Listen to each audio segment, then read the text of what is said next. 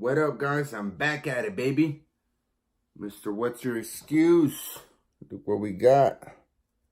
Yeah, baby. Beautiful. Alright, man. Check me out. We're about to do our preview for the Errol Spence Jr. Shawn Showtime Porter fight tomorrow, Saturday. This is a heart-crushing, man, fight because, you know, I like both guys. By the way, yeah, Lakers, baby. #1.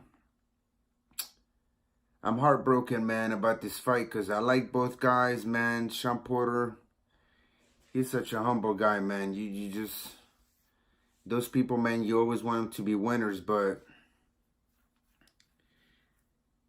check me out first before I give you guys who I'm leaning more towards, all right? So,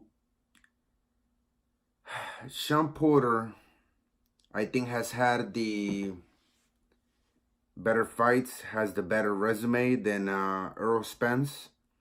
And to Errol Spence's defense, nobody has really wanted to fight him. And that's the reason why I think Shawn Porter has had the better resume. Okay, let me look at Shawn Porter's. He's fought Phil Greco. It's not too bad when he was undefeated. Kell Brook, Adrian Broner, Keith Thurman, Andre Berto, Adrian Granados, Danny Garcia, and Yordenis Ugas. So let me go one by one. Devin Alexander and Paulie Malignaggi, they're naturally 140s, okay? So Shawn's style, it's meant for, you know, Shawn's style just doesn't go good with those guys. Because even if those guys want to fight him, all Shawn has to do is just bully them. You know, he's the weight bully when he's in there. He just needs to stay on top of them and throw punches and bunches, okay? If you look at the Devin Alexander fight, he didn't even KO him, and he's a smaller guy. Paulie Malignaggi, he did TKO him. With the Kell Brook, he lost that fight. Adrian Broner, he got the unanimous decision, man. Adrian Broner is a guy that, when they tell you that hard work beats talent, he's the true definition of that, man. You know, he's got the better talent. He actually dropped Shawn Porter, if you guys recall that. I don't remember if it was in the 11th or 12th round. He dropped Shawn, which Danny Garcia hasn't been able to do. Keith Thurman hasn't been able to do. Ugas hasn't been able to do, but Adrian Broner actually dropped him. So Shawn got that unanimous decision. He TKO'd Berto. He got the unanimous decision against Granados. He got the unanimous decision against Garcia. And he got the split decision against Garcia. In my opinion, I actually thought that he lost against Garcia and Ugas. But that's just my opinion. You guys let me know down below if you guys think I'm right or wrong.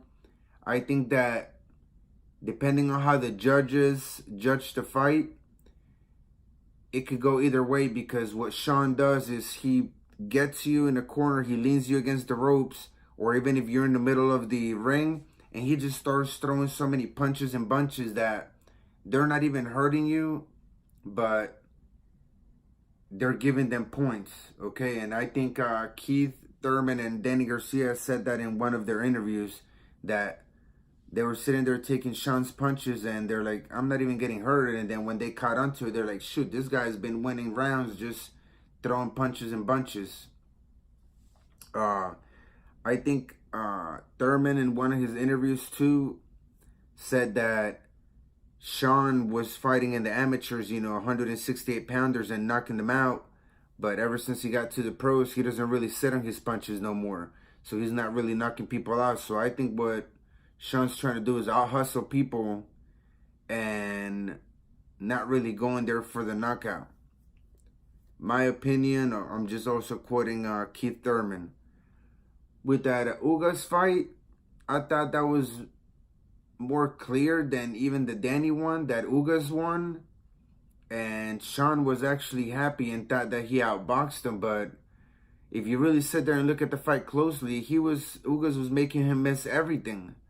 I think Shawn had the wrong game plan, but I mean, who am I to tell him, what game plan he needs to have? He said he wanted to outbox him from the outside.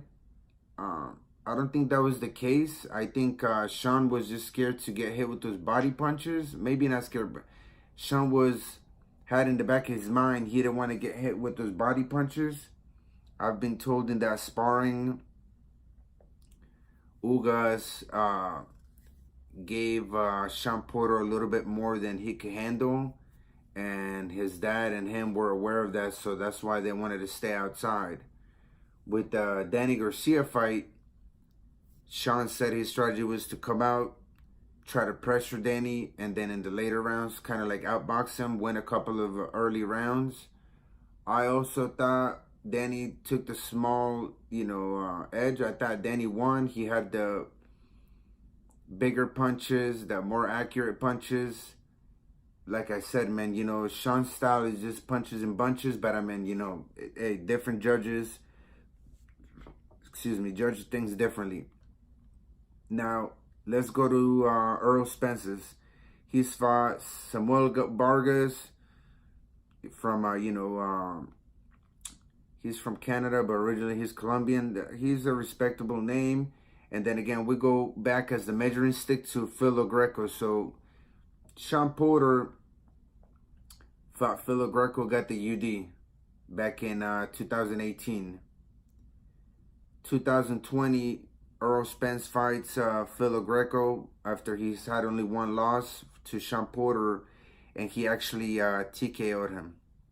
Okay, we go back to the second measuring stick, Kell Brook. Shawn Porter lost. Errol Spence broke his face. He KO'd, give him a KO. Errol Spence has also fought Chris Algieri, TKO. Lamont Peterson, he didn't return. Carlos Ocampo, which they said he had a great body work. I thought he was actually giving Errol Spence a run for his money for that little bit of time the fight lasted, and he ended up knocking him out. And then the fight that Shawn, I think he's prejudging Errol Spence on, is the Mikey Garcia. But what I think Shawn and a lot of people fail to see is that Errol Spence made it a point to outbox him, because it was a lose-lose situation. If Errol Spence came out and knocked out Mikey, people were gonna say, "Well, you just fought a 130, 135 pounder. That's why you knocked him out." So he made it a point, in my opinion, to outbox him and show the world that he could also hang with the boxer, and that's where the problem comes in, man. I think that Errol Spence is not also a big 147, but he's a southpaw. He's got the IQ, and he's got the punching power. I don't really see that many weaknesses in his game. Where we go to Shawn has a hell of a heart, hell of endurance, but I don't think his IQ is up there with Spence. I also don't think his punching power is there with Spence. He hit Ugas with some flush punches. He didn't buckle him. Same thing with Keith Thurman. Same thing with Danny Garcia. So, I don't know, man. I could be wrong. Let me know down below what you guys think. But going back to this fight, Shawn Porter said that he wants to try to test Spence, and he wants to know what Spence is gonna do when Spence sees that Shawn Porter can take his punch. I think at the beginning of the fight, Shawn is in such good shape. He's gonna take those punches from Spence very well, but as the fight goes on, he's gonna realize that, man, I'm taking a lot of punishment, and I think that's what's gonna happen. Shawn has to bank on what he's always said, man. He just wants to make people feel uncomfortable. He has to be aggressive here and there, throw, you know, a little low shot here and there like he does. Just keep pressuring. And like he even said, man, that he just wants to go in there and win round by round, and then let Spence and his team, you know, figure out that they've been giving up round by round, and he wants to play catch on to try to see what mistake he makes. I think that's what Porter's banking on. You know, cruising by with some close rounds, seeing if the judges give it to him or not. Remember, we don't know how the judges are going to judge it, throwing those punches in bunches. So that might be a good game plan. I don't know. I mean, it worked for Ugas. I actually thought the business of boxing was what robbed Ugas, okay? I think that, you know, the business behind it, they would have rather see Shawn Porter against Spence, because it would have been a bit, not easier, just a bit, how do I say this, man? Like, because Shawn Porter's not an easy opponent, but I think between Ugas and Shawn Porter fighting Errol Spence, I think that Spence has a higher chance of beating Shawn Porter than Ugas. So I think the business behind it, you know, they wanted that Shawn Porter and Errol Spence fight. That way Errol Spence gets the 2 belts, and they can make that mega fight with either Crawford or with Manny. I think business would have got screwed if Ugas would have won that fight. So I think, you know, the business behind it, the boxing got in there, and, you know, that's why we're having the fight that we're having. Don't get me wrong, man. You know, Porter's no, you know, pushover, man. You know, in the amateurs, he beat Usyk. He's been fighting big boys his whole life. And, you know, man, he works like a dog. You can see him in his training, man. He's got always great physique. You know, his dad's always there with him, and they're pushing him to the limit. So this is going to be by no means an easy fight for Errol Spence at all. I think Errol Spence is just, his IQ is just so high up, man, that he could do whatever he wants with any boxer. You know, look what he did to Mikey Garcia. Nobody thought that he was going to come and outbox Mikey Garcia, keep him in the outside, and he did that. Mikey didn't have an answer for it. You know, Errol Spence had an answer for everything that Mikey threw at him. I don't know also if Shawn Porter, if this is something, you know, that I might be making an assumption or the wrong opinion on it. I saw in one of the interviews that Radio Rahim did to Shawn Porter, and his tongue was all blue.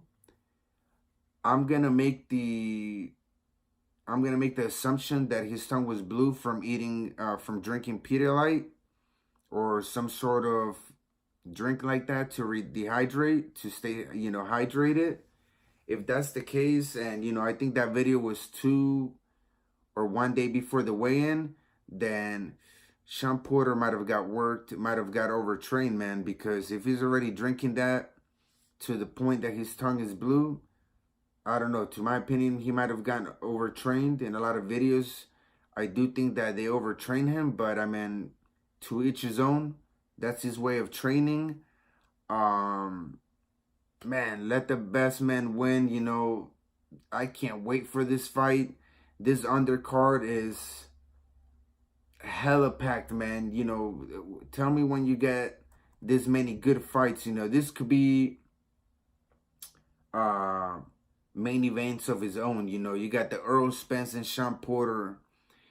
You got Josecito Lopez and John Molina Jr., Anthony Durrell and David Benavidez, man. David Benavidez is one of my favorite fighters right now, man. I've been watching him for a while, and I knew the kid was going to be the future, man. You also got Joey Spencer, man. I like that kid too, fighting tomorrow. So there's a lot of good fights, you know, that John Molina and Josecito Lopez, man. Don't take your eyes off of it, man. This is going to be a slugfest. So back to my prediction. This is rough, man. You know, I honestly think, and you know, it hurts me to say, but man,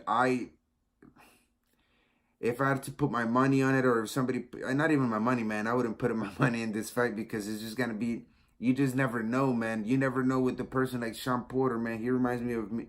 He reminds me of me, man. He's got so much heart, man, that he just feels invincible, to tell you the truth. I think Spence his punching power, man, and his accuracy is gonna, you know, tally up that Shawn Porter's only gonna be able to take so much. I think that he's either gonna get a TKO, or, you know, his corner's gonna end up throwing in the towel. Man, let me know down below what you guys think, how this fight's gonna come out.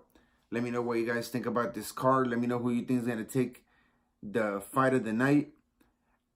Any of these three could take it, man. The Shawn Porter's, Errol, the Errol Benavidez, or the Lopez Molina.